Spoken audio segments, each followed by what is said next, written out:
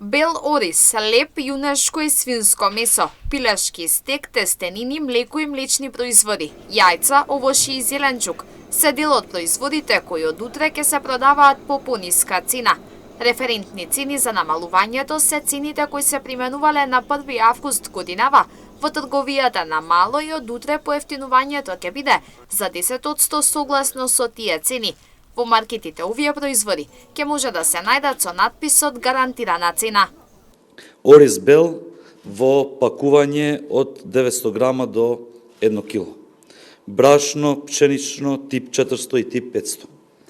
Бел и полубел леп, векна, индустријски тип 450 грама, цели на парчиња, со исклучок на свежо печен леп во маркетите внатре. Други пекарски производи.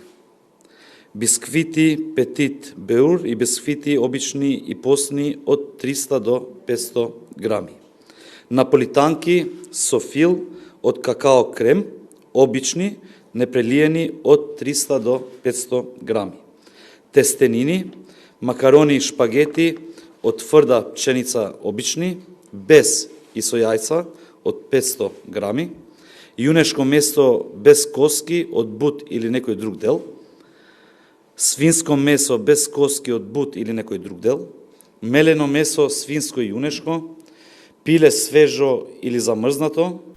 Направена е мала корекција во однос на акциите, односно маркетите ќе може да ги продаваат производите на акција, но по пониски цени од овие кои се утврдени со владината одлука, а ако станува збор за намалување поради истек на рок, тоа мора да биде јасно означено и оврска на сите трговци на мало и ланци на супермаркети. На листата која денеска ја објави министерот за економија Крешник Бектиши се 25 категории производи во кои спаѓаат производите од сите произведувачи. Зборуваме за бел леп, например, зборуваме за сите видови од сите компании, од сите производители на бел леп.